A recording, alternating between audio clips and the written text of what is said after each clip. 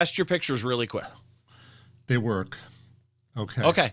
Hi, everybody. Right, hey, everybody. Jefferson Graham here with a very special guest, Steve Brazill from Behind the Shot TV. We have a lot of fun stuff for you today.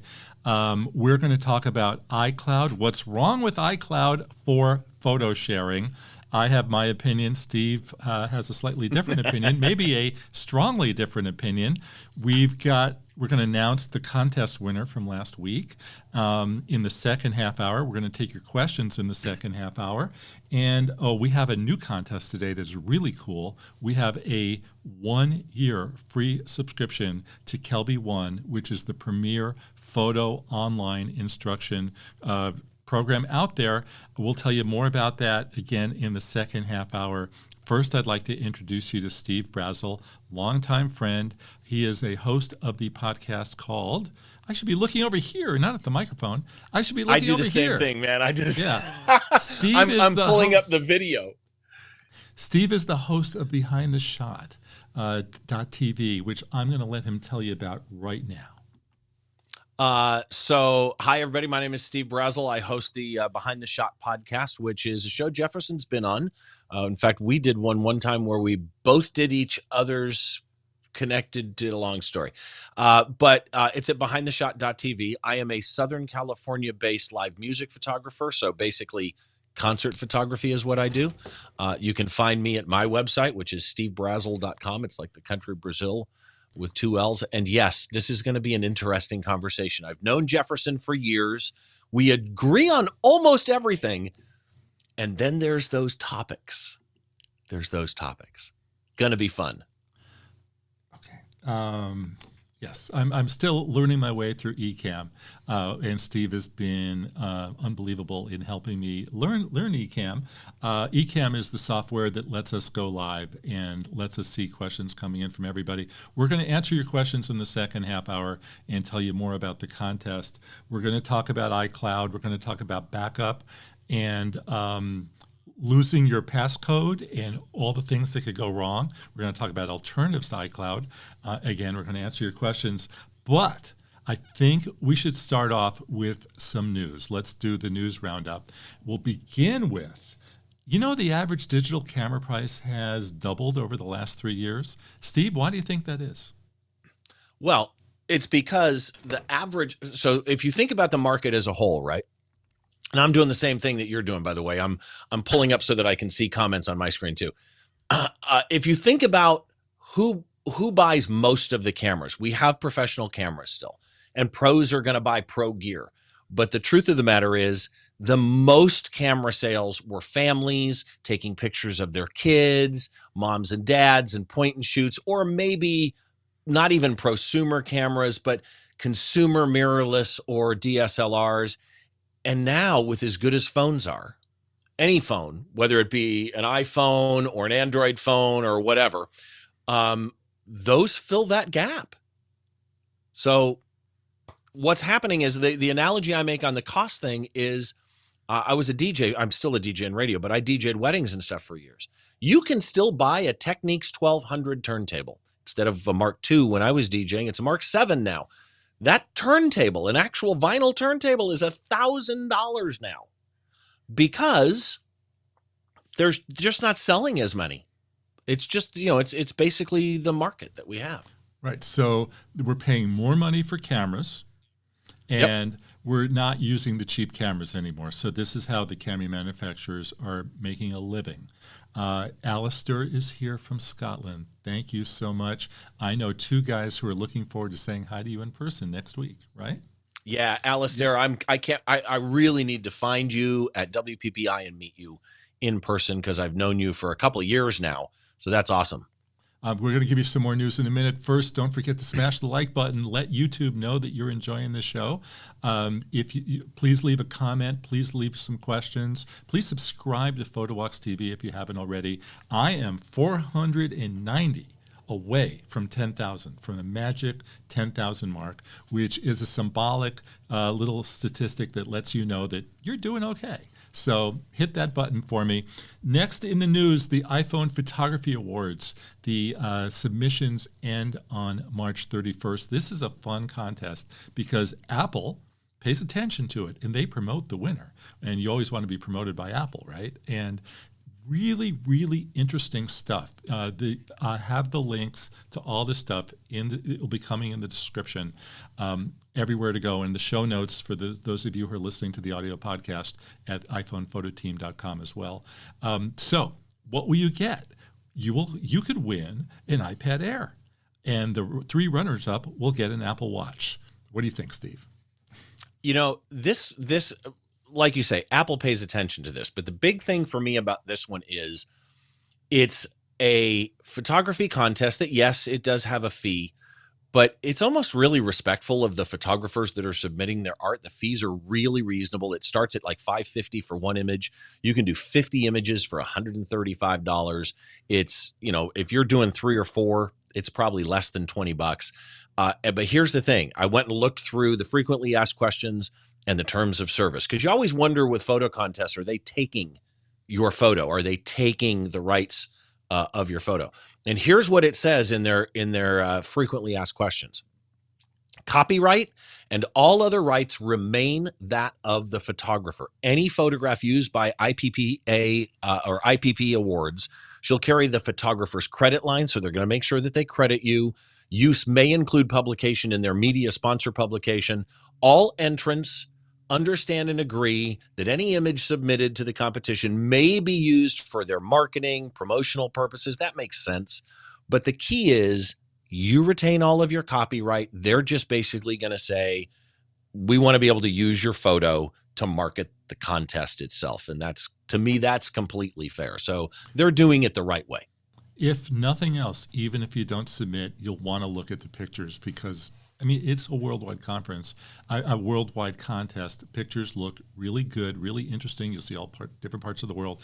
I believe last year the winner shot it on an iPhone 7. So it's not just the latest iPhone, which is pretty cool.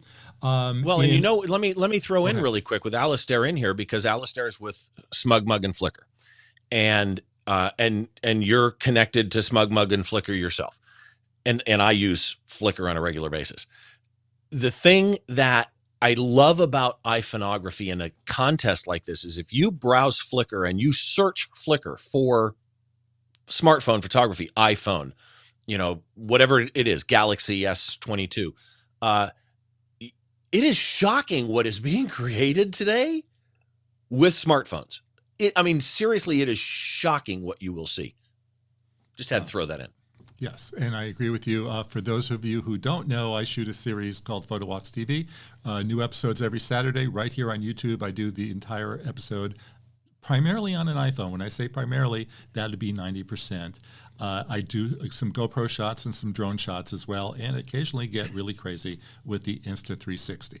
Speaking of Flickr, to participate in our contest to win that free one-year membership to Kelby One, you'll be submitting your photos on Flickr, and we'll tell you more about that in the second half hour. In other news, there was a big story in the Wall Street Journal this week about some people that lost everything because people were stealing their sign-in codes, the 6-digit number on their phones. And this happened primarily in bars. And their bank accounts got drained. Within just a few seconds, people would watch them typing and then would get the phone and type in the number and get in there and turn off Find My iPhone and get access to everything. And it's a pretty scary thing. Most of us don't share our phones in a way that people can steal them. But it's more the password sharing that concerns me, the password storage. Because if you store, and Steve's going to disagree with me about this, but if you store your password, they can get in to your bank accounts. And so before we go to Steve, I would just say, do a test on your phone and see how easy it is to get into your bank account, into your Venmo, into whatever you use. And if it's easy for you, think about how easy it would be for someone else. Steve? I love the way you said that. So, okay, let me clarify this, or let me kind of set this up. I'm an IT person by trade. My first, for any techies out there, my first MCSE, which is a Microsoft Certified Systems Engineer, was way back on NT351, Windows NT351. I've been around tech for a long time. I'm an independent IT consultant. You are 100% correct that this is a problem. And I will blame, in this particular case, Apple for one very important thing. You have basically two things that we're talking about on, let's use the iPhone, but let's be clear up front. This applies to Android as well, but the headline is going to be Apple because it's Apple. So here's the thing. You got two accounts. You have your Apple ID, which is your email and a long password, and it's what you use to buy things or what you use for syncing your messages, etc. Then you have what is not really called a password, it's called a passcode, which is generally a 4-digit or 6-digit number that you type into your phone to unlock your phone. And here's where Apple, in my opinion, is messing up here. And Joanna Stern talks about this in her video for the Wall Street Journal and the post that she did for the Wall Street Journal. If I get hold of your phone and I know your passcode to unlock your phone, I have the ability of going in and turning off Find My, which requires your Apple ID password to do. But here's the thing. I can reset your Apple ID password, which could be a 20-character random generated difficult password. I can reset that if I know your 4-digit PIN code to unlock the phone, passcode. That's a mistake on Apple's part. That's a huge mistake on Apple's part. However, and this is where we're going to probably disagree, it is not their responsibility to teach you internet safety. They have manuals on how to use the phone, right? Their responsibility is to put the tools in your hand, and at a certain point, you are responsible for your safety. You are responsible for your data.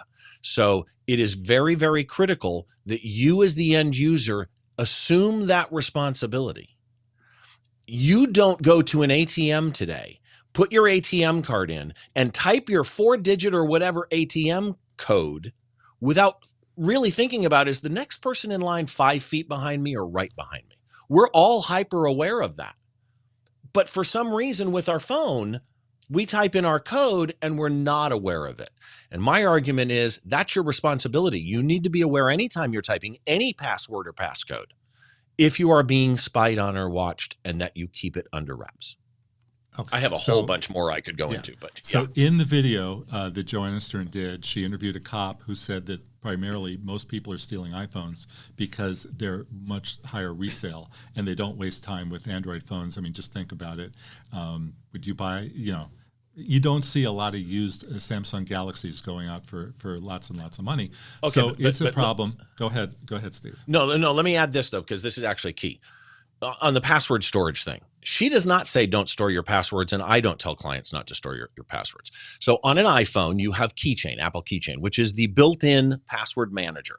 The problem I have with Keychain is that Keychain is tied into the device. So if I unlock my phone with Face ID or my passcode, I've also unlocked all of my passwords. So if somebody does know my passcode and they get in, they can then see all of my passwords. What she recommends and what I recommend is separate the two. Get a third-party password manager, not LastPass, okay? Because, just look up LastPass and you'll see the news. I use 1Password. I love 1Password. By separating your password manager from your device, it's a completely separate password, and I have a very complex, very long master password for my password manager that you can't get into my password manager if you just simply know my passcode. And one of the things that they state in this, or the Joanna states in this article, is a lot of times what these people will do is they will trick you into entering your passcode in front of them. So they'll say, hey, can I see that picture? They'll borrow your phone and they'll manually restart your phone, because on restart, you'll have to enter your passcode in front of them. Well, my 1Password does unlock with my Face ID. But if they reboot my phone, my 1Password on any reboot requires that I enter the password again. So here's what I want to stress. You have to decide as an end user, convenience versus security. We all do it, right? We all have one bolt on our door. We don't have 10. 10 would be more secure perhaps, but we've chosen the convenience of only one. We use Face ID, which may not be as secure as a long password. Or here's a good example. You've chosen a 4-digit PIN code to unlock your phone. You can change that as I have. The code to unlock my phone is over 10 characters, right? But you've chosen the convenience of only using 4. We all make that balance judgment. Where's the security level that causes me to go, this isn't worth it? And we stay below that. I would recommend getting a separate password manager.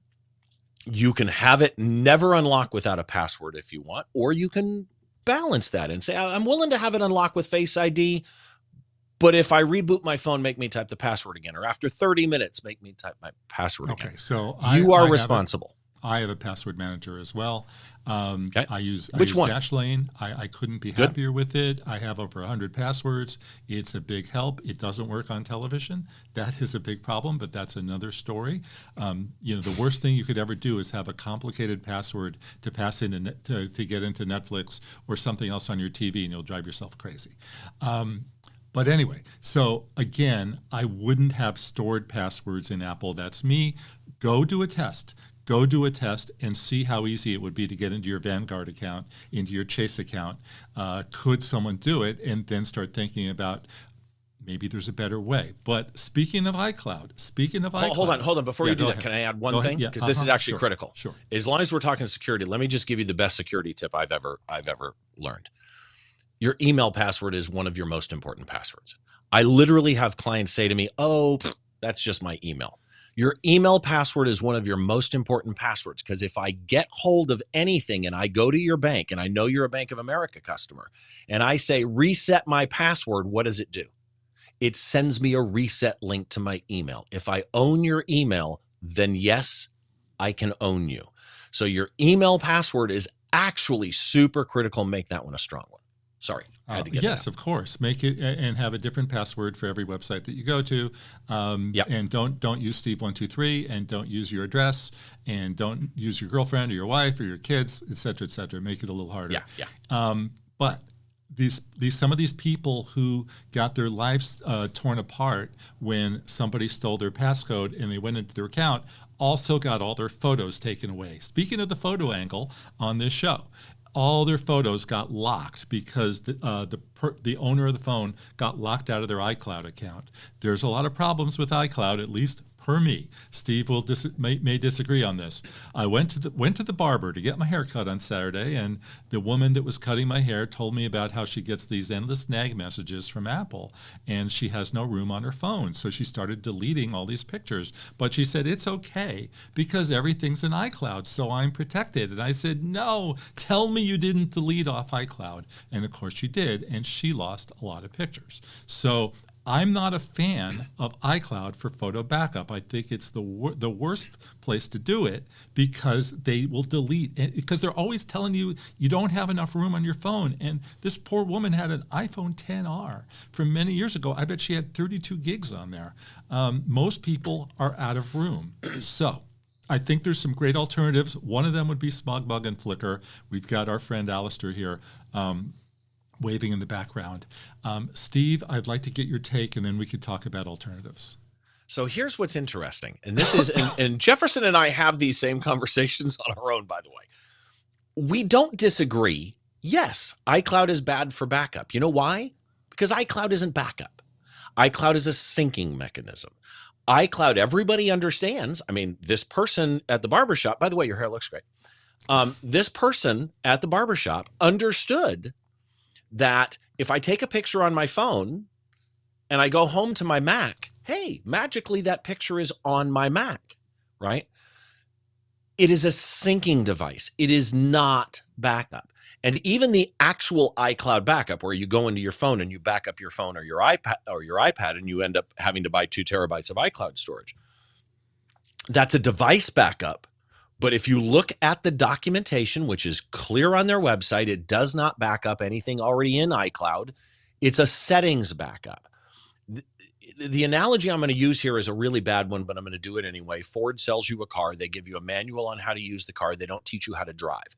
If you're on the internet, that is completely separate from your device. If you buy the device, they'll teach you how to use the device, But understanding the internet and your data is your responsibility. I'm not blaming you if you lost it. Yes, Apple could be more clear, but they can't teach you everything. Even in this show, we can't cover all of this, right? There's limits to what you can do. You are responsible for your data. And if you want your, like on the Joanna Stern story earlier, the one girl said she lost, when they took her phone and locked her out of her iCloud account, she lost 15 years of precious memories. Well, if they were that precious, it was on you partially, talking about all the other faults Apple had in this, and they do have some fault in that. It is on you to understand backup. So for those of you that don't understand backup, I'm just going to give you one simple thing. Go look up a 3-2-1 backup strategy. Understand the difference between a sync, which is what I do here happens here, and what I do here happens here, and a backup, which should be automated so you don't have to think about it. Otherwise, you won't take the time to do it. And it should be one way so that what changes I make here replicate there, but not the other way. And it should 100% be an independent copy. You should have 3 copies of your data, the original, something else on site for fast restore, and something off site for disaster recovery. Okay, so you need to use hard drives. You need to have stuff backed up at home, and hopefully those drives could also go somewhere else. So, and 2 online places. You need to have physical access to your media, right? Yep. And Yep. some of these poor people that lost everything put everything in the cloud and then never got it again. And that's one instance. There's also the classic story of the guy whose son had a groin issue. The doctor said, take a picture of it. I want to see it. He sent it via Gmail. Google blocked him for life. He lost access to all of his pictures. They said he was a child molester. He was just sending a picture. Automatic CSAM scanning, yeah. Okay. So have access to your photos. One great service. Well, let's run them down. Okay. So we have our friends from SmugMug here. So let's give them a shout out. SmugMug is a wonderful service. It's aimed at photographers, but I say the general public would serve really well by using it. Storage is not free. It wasn't before. It will never be. And your storage is only going to get worse and worse and worse because we're shooting high-resolution photos, we're shooting high-resolution videos, and they're only getting bigger. And we don't have room for them unless you're going to buy terabytes and terabytes of drives, which I do. I don't know about you guys. So SmugMug has unlimited storage. It's $13 a month, and your photos look better there. Big tech's not getting involved. They're not looking at your photos, trying to sell you ads. And there's a lot of great sharing opportunities there. Flickr, I believe, what's the Flickr price, Steve? I think it's cheaper. I don't know the Flickr Pro price. Alistair could probably put it in the chat, but Flickr is not a year. I think it's it's not expensive, and by the way, Jeff put the quote unquote real 3-2-1 backup rule in there. If you want to look at it, it's in the chat. It's 3 copies, 2 different media, and 1 offsite. But Flickr's great. SmugMug is great. Somebody actually asked in here, what are your thoughts on Time Machine backups of photos? Look, Time Machine will back up your whole computer. Here's the problem with just the Time Machine. Is it sitting next to your computer? If I break into your house, I'm probably going to steal your computer and the Time Machine hard drive because I'm looking at a hard drive there. I'm going to take that. So you need something offsite. I use Backblaze. I love Backblaze. I've used it for years and years and years. Probably, I don't even know if it's 15, but maybe. It's I think even less. I think it's pretty affordable. And, it's $60 a year or something like that, $65 a year for the whole computer, everything online. I've got 17 terabytes in Backblaze.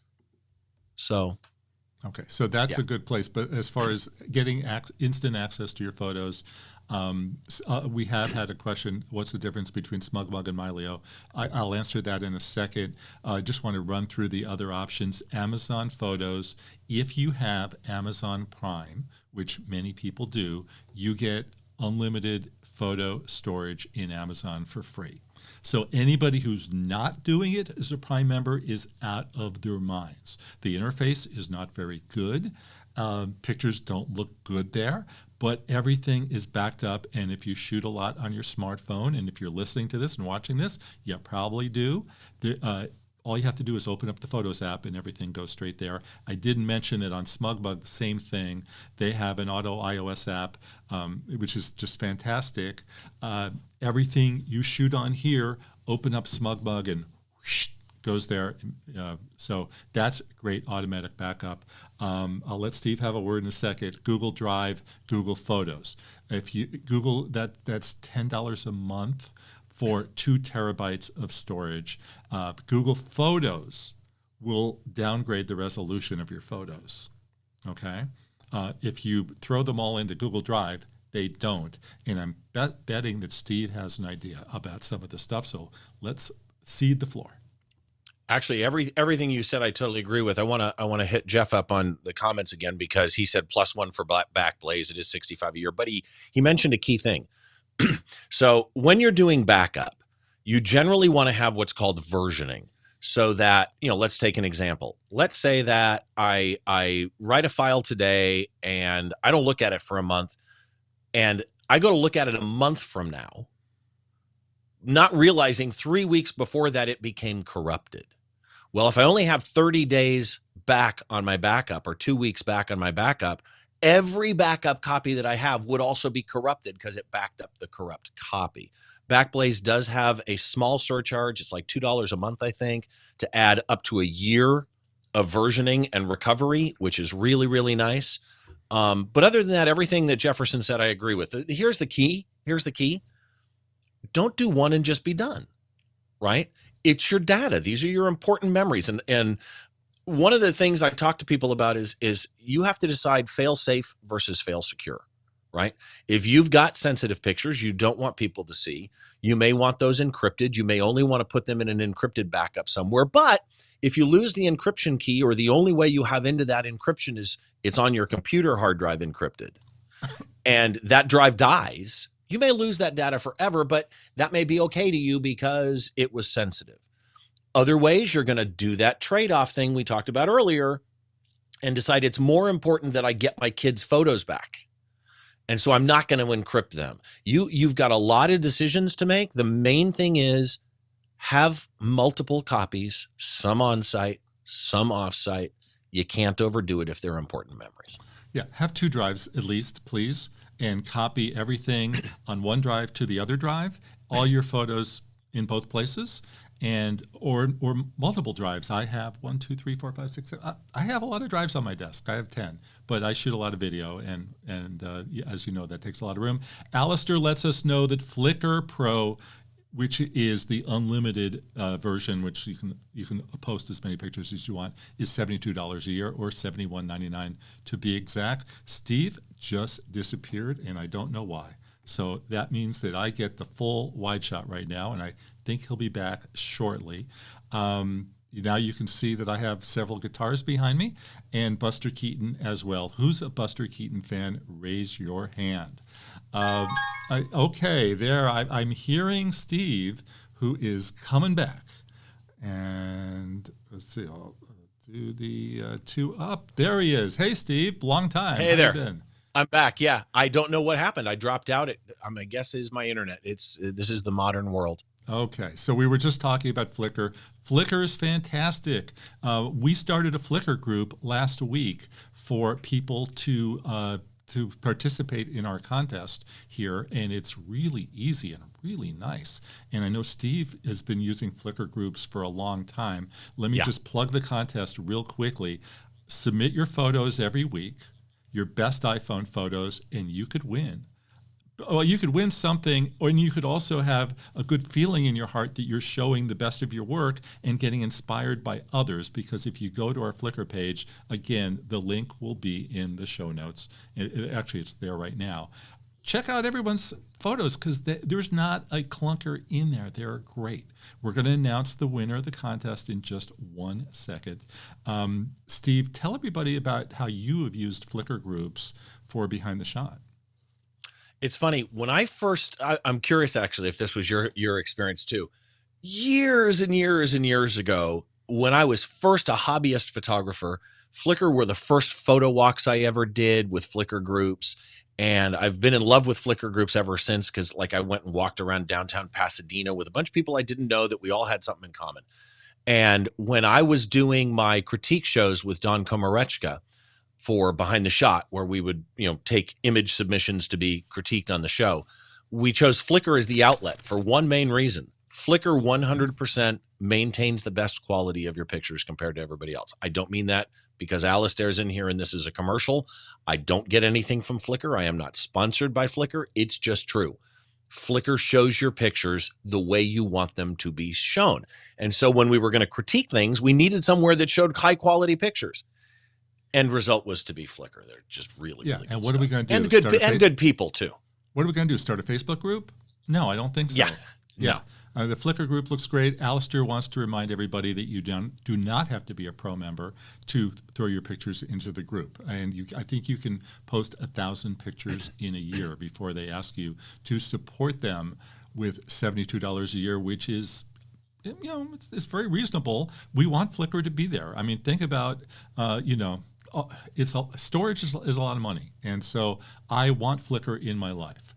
We're getting a lot of questions. We're going to answer them very shortly. The contest. Okay, so last week we started the contest, and the winner gets a free ticket to the Kelby One upcoming iPhone photography conference. It's a great conference, 2 days of learning.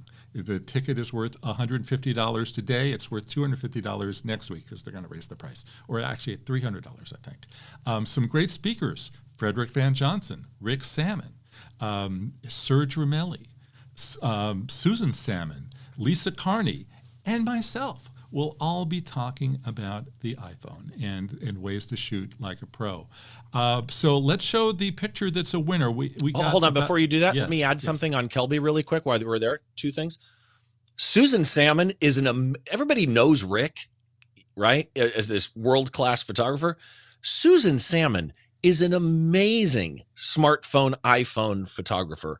And I've said this before. I'm going to say it again really quick. And full disclosure, I know Scott Kelby, and I consider him a friend, but I've said this on my show many, many times. Kelby One to me is the definitive gold standard for what online education can be. So this is a really good prize. Enter the contest. And so the winner of last week's contest gets into the iPhone conference for nothing. Okay, the winner of the contest we're doing today, which we will announce next week, gets a free 1-year membership of Kelby One Pro worth $200. Photoshop, Lightroom, composition, flying a drone, travel stuff. There's food photography, you name it, you'll get lost in just, you could spend hours. And so it's a pretty cool thing. I know a guy who just did a class for Kelby One on advanced iPhone tricks, photo tricks, how to shoot like a pro. It'll either post today or tomorrow. They haven't let me know, but it's coming up very soon. Yes, I did it while I was in Florida. But enough about me. Let's talk about our friend, Nath Kaplan. That's the winning photo. I think he did a beautiful job of a pier. Okay, I happen to love piers, and this is a really nice one in New Jersey. He shot this on the iPhone 14 in the Real Expose app and did a really nice job.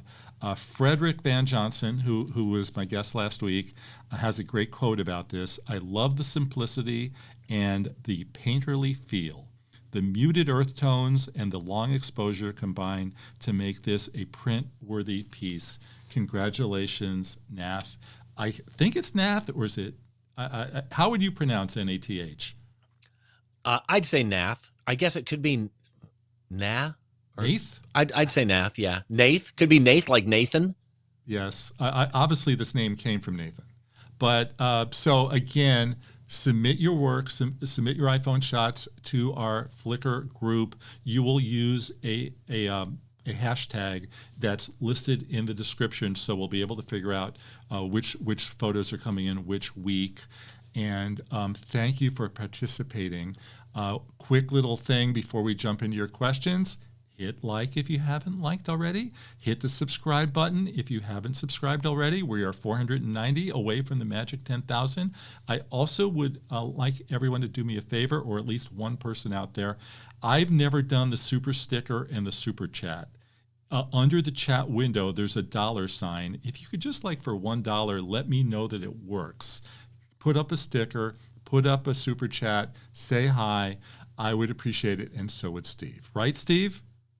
Definitely. You would like to see a sticker go up there. I'd love to see a sticker. Okay, so before that happens, I'm going to have Steve tell you about his show, and we're going to behind the shot one of his photos. But first, Steve, just tell everybody about behind the shot. So behind the shot, the way I describe it is it's trying to get inside the mind of a great photographer by taking a closer look behind one of their shots from conception to completion and all the stories and challenges that happen in between. But an easier way to describe it is I have a photography guest on. We pick one of their photos, and I look at it as the two of us. It's not me interviewing them. It's not I ask a question and sit back. It's the two of us having a conversation interviewing the photograph. My current guest is the very well-known Pete Souza, who was Ronald Reagan's White House photographer. He was Barack Obama's White House photographer for all 8 years of the Obama administration. And we chose a picture for Pete called Hair Like Me. One of the iconic pictures, kind of defined the Obama presidency in a way. Some great stories behind that one. And it's at behindtheshot.tv or Behind the Shot on YouTube. And you can find the show, by the way, anywhere you get podcasts, audio only or video format if your podcast app supports video. Otherwise, the video is on YouTube. Okay. And let's look at one of Steve's pictures. Let's behind the shot it. Beautiful Italy. Beautiful Italy. Tell everybody about this one. Okay. So, yes, this is Manarola, Italy. It is part of the Cinque Terre area of Italy, which is 5 villages right there on the coast of Italy.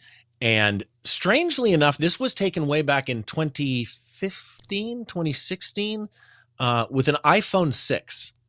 And with the iPhone 6, iOS had just introduced the pano feature. I didn't use it here. This was a manual pano, take a shot, turn, take a shot, turn, take a shot, turn. I assembled them all in Lightroom. And once I had them assembled, I took it into Photoshop, did a little bit and a little bit of editing in Lightroom. I took it into Photoshop, did a little bit of Pro Contrast from Color Effects, which is the Nick collection. And, just to get the contrast the way that I wanted it, I did a black and white version of this too I like. But the other thing that I did is there is a perspective tool in the Nick collection. And based on where I was and all the weird lines of these buildings, I couldn't really get everything the exact way that I wanted it. So I used that perspective tool, again, from the Nick collection, which is from DxO, and straightened everything to get the perspective the way that I wanted it. But this is an iPhone shot, and it maintained an iPhone 6 shot. It maintained the sky exposure, the clouds, the detail. It is shocking what you could do even back then, and you got your super sticker, $4.99. That's awesome. JR, Jim, thank you, you guys. We got 2 of them. Cinque Terre, one of my favorite places in the entire world. Yes. There is so cool. It's where I lost my wife once on a train, but I digress. My son and I were taking pictures, and she goes, "I'm hot. I don't want to stand here waiting for you." And we were right next to the train station. I said, "We'll be right there." So 2 minutes later, we go over to the train, and there's no Ruth. She's disappeared.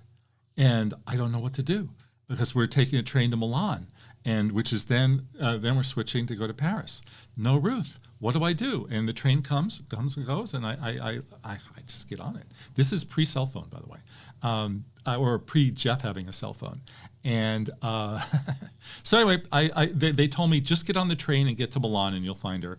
And I called the hotel. It's a long story, but I called the hotel and I said, "Have you heard from my wife?" And they said, "Yes, we have. She's on the train to Milan." And we eventually got there. But what happened to her is she got to the train and the train arrived and she goes, "Is this the train to Milan?" And they said, "Sure, come on in." So she came on in, boom, and they took off. So it's one of those great family stories that hopefully sounds good to you guys who've all come here to hear about photography, not about Ruth getting lost.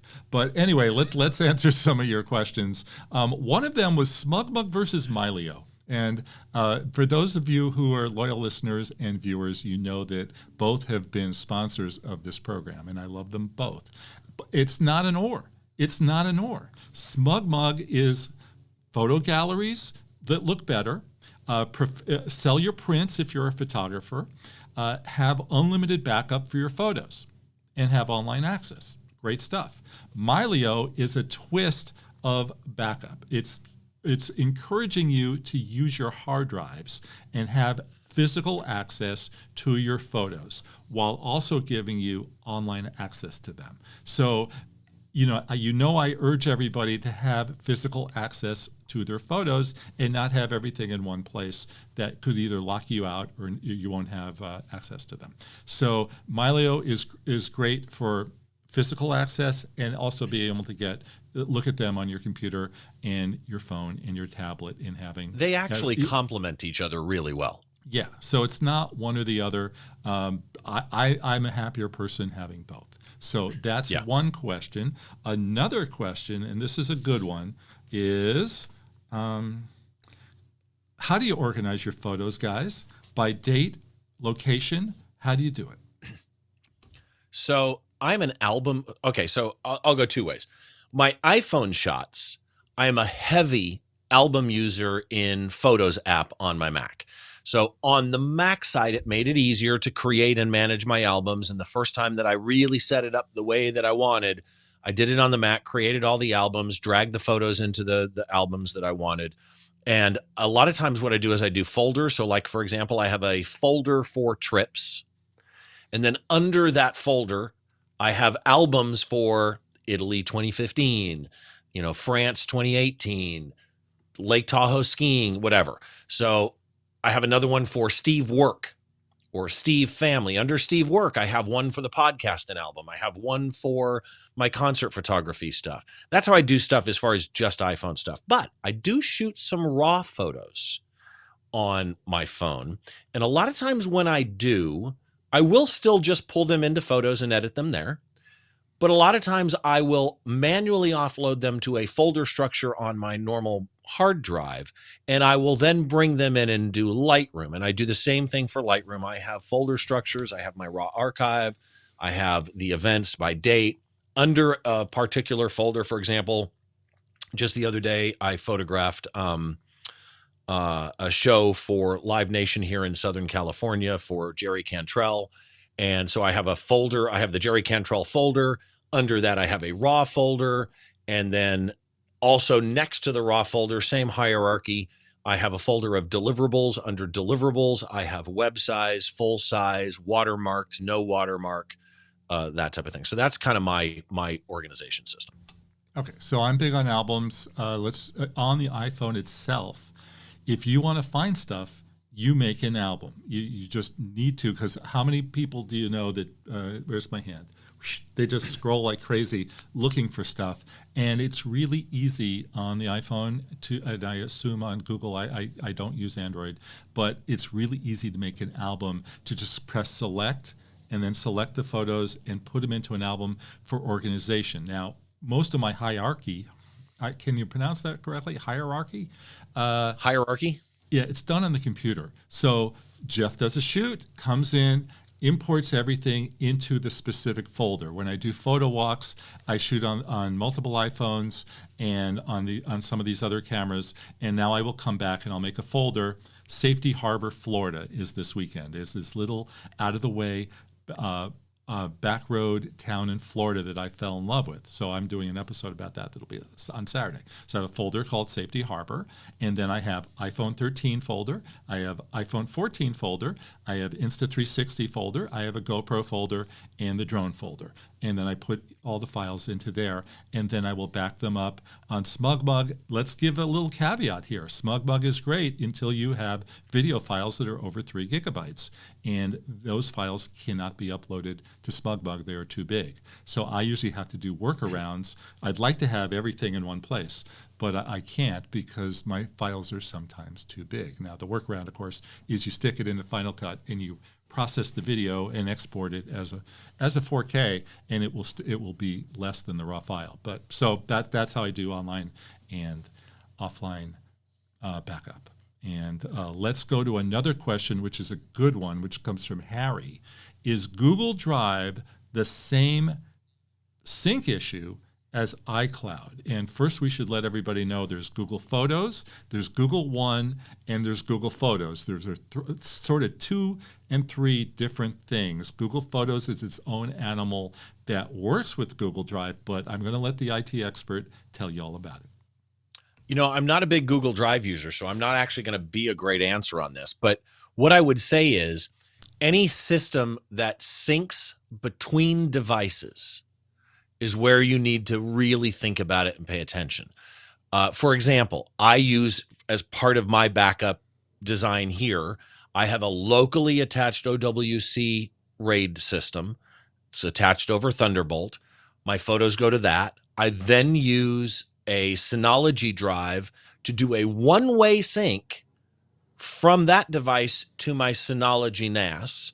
If I delete something on the locally attached storage, it does not delete it on the NAS. Okay, can I translate? And then my Backblaze backs up. I need to translate for those who don't know what Steve is talking about. Synology is a network server that is an alternative to hard drive backup. And you're storing everything, actually on drives and online as well. I'll let you re-explain. Yeah, basically what it is you have hard drives that connect to your computer and you talk to them over a cable. Then you have hard drives that sit on a network cable that are available on your network as a whole. And I use kind of both of those. But the direct answer to the Google Drive issue is Google Drive is still a syncing system where what I do on my computer translates up to Google Drive. So you have to be careful because if you delete it in Google Drive, it can delete it from the computer too. There may be settings to prevent that, but again, I'm not a huge Google Drive user. Well, first of all, on Synology, I tested it, and because I'm so video-centric, the files were much slower to upload. Days. I mean, and it was not worth my effort to do that. Part of that's going to be how you set up the Synology, what RAID version you choose. There's a lot of options in there to speed it up. I do know people who work off of a Synology. If you put a high-speed card, 10 gig card in it with a 10 gig switch for video, you can work off the thing all day long. There's options there. But yeah, in general, it's an archive system for me. It's not a working drive. Google Drive is a virtual hard drive, right? And it's 2 terabytes for $10 a month. Google Photos is also, it depends on how much storage you get, but you could store all your photos and get access to Google Search, which is just as good as it gets, right? But they downgrade your photos unless you pay for full resolution, and your $10 a month is tied into your Gmail. So if you go over the limit, now 2 terabytes you may not go over the limit, but a lot of people go over the limit. All of a sudden you can't email, you can't read your email, you can't do anything until this gets unlocked. I don't like to have the two tied together. It's very unnerving.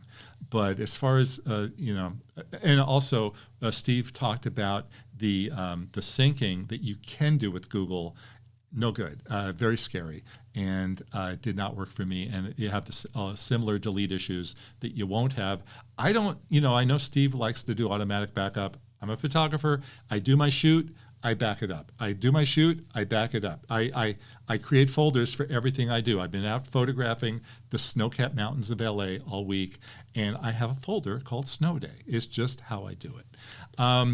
Question about buying a new phone from JR. I have been an LG user mostly for removable SD memory, but they are out of the phone business, and I need a replacement. The old, what kind of phone should I buy? Okay, I'm a fan of the iPhone. I would get the iPhone 14 Pro, but we're in March. I would wait now until September because there's going to be a new phone that will connect to USB-C, so the charging is going to be better. It will have a better camera. It will probably have a zoom lens, finally, a periscope lens like the Samsung, and it'll have a new chip and a new sensor from Sony, so I would wait. What do you say, Steve? Yeah, first of all, the new phone, based on the rumors with the periscope zoom, although rumors are it's only going to be a 6-time zoom, whereas we have Android phones right now with 10-time. I'm hoping it hits 10. But, part of what JR asked was he had said, he knows that we're more geared towards iPhones, but he's wondering what we would recommend Android-wise because of the LG issue that you mentioned. And I'm a fan of Pixel phones. I think the Google Pixel phones are wonderful. For example, the Google Pixel phones got the Google Night mode long before any of the other Android manufacturers had it. Their hardware is fantastic. It's not as easy in some ways to get support, but the Pixel phones are great. I like the Pixel phones. They do some color stuff, tweaking that's a little too strong for me, but overall, if you gave me a Google Pixel phone, I'd be a very happy person. And they're also less expensive, way less expensive than the Galaxies. I want to remind gorgeous everybody, hardware, by the way. Yeah. We have time for some more questions, so please submit. I've got a few written down here. Hit the subscribe button, hit the like button. Thank you for the super stickers. Please submit photos to our Flickr group.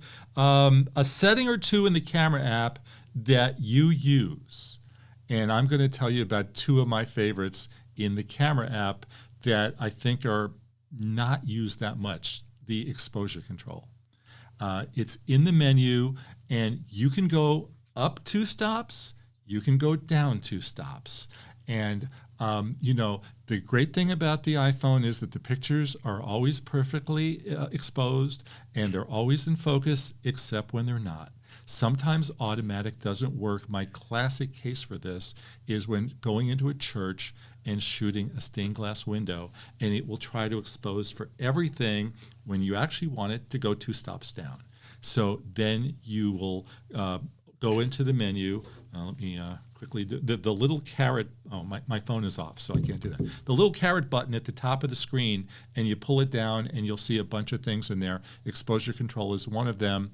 If you can't find it, hit me up, Jefferson Graham, at Gmail. I'm at Jefferson Graham on Twitter. Leave a comment here, and I will get you the information. But it is not used that much, and they also do automatic HDR, but you can do manual HDR. 1 underexposed, 1 overexposed, 1 normal, and then you could sandwich the pictures in Lightroom on your computer, and it looks a lot better than automatic HDR. Steve, what feature do you like? So I'm going to echo your exposure thing, because I see people just take a point and shoot iPhone approach, and a lot of times it works good, but if you've got a backlit subject, sometimes you want that subject to be exposed and let the background blow out, and you can do that manually. But I have 2. I'm a huge user on the photo side of portrait mode. Once you get comfortable with figuring out how to get it to focus where you want, I like it because even if it doesn't, and here's where I think a lot of people miss it. They do portrait mode and they realize it kind of missed an edge, or the depth of field was too shallow. When you go into edit, you can change the aperture choice. So if it's shot at a quote unquote 2.8 portrait mode, you can change it to 4.5. You can change it to 5.6 if you want to, and get it just the way you want it. So I really like the portrait mode. And then on the video end, this is something I never see anybody do. And that is manual zooming. They hit the 1, they hit the 2, they pinch, whatever. But if you hold down the number 1 on the, you have the 0.5, the 1, the 3, whatever zoom. If you hold down on the number 1 while you're doing video and drag your thumb, the big zoom wheel comes up. And so you can do a nice shot where you're, for example, wide on a scene with somebody talking in it, and then you slowly pan left and zoom in on somebody's face. And it's just a great way to take a little bit more control out of your video recording. Okay. Mark Thompson is asking us a question, but it's actually Kim McAllister, who is part of the Mark Thompson Show, and will be my special guest next week. And nice. So she'll be joining us, and I want to thank you, Kim. She's become my new best friend. I've been on 2 of her live streams today, and it was Mark and Kim and Albert, my inspiration for doing this live show, because I started doing the Mark Thompson Show about 4 months ago as their Thursday regular, and the response was so fantastic, and I said, why don't I do this too? And the response from all you guys have been great. My big worry about going live was, would anybody show up? And you're here. And you even gave me a super sticker. So I want to thank you for that. Kim's question, if I understand it correctly, is that she used to use night mode on the Google Pixel. Then she switched to a new iPhone, and each to something's better than the other. I'm not sure exactly what she's saying, but night mode on the iPhone is incredible, but it'll drive you crazy because it's automatic. You can't turn it on. It turns on by itself when it wants to, when it decides that it's dark enough that it's time for night mode. And then when it's time for night mode, it will go automatic again. There you can actually change it and go manual, and you can make the shutter stay open longer for you bring in light in the darkness. And if you put it on a tripod, Apple can figure it out and it will stay open even longer. I've gotten great shots of the night mode, and I kind of explore night mode on my Kelby 1 class, which is premiering today or tomorrow. So that's what I have to say about night mode. What do you say, Steve? So night mode, when it first came out on the Pixel, was a game changer. And I literally was saying to my wife, oh my God, I want that feature on my phone so bad. The night mode on the phone is fantastic. But like Jefferson said, one, I can't turn it on and go, I know you don't think I need it right now, but I really want a long exposure in the native app. I don't want to have to go to a third-party app. And you can't. The other thing is, when it does kick in, yeah, you can manually go in and turn it to 0 time. You can't just say turn it off. You have to go in and say do 0 time, which is really stupid. And you can go up to, I think it's 9 seconds. But yes, when you put that thing on a tripod or a magnetic mount from Moment on a tripod, you suddenly can go do star trails. It's amazing what you can do in night mode.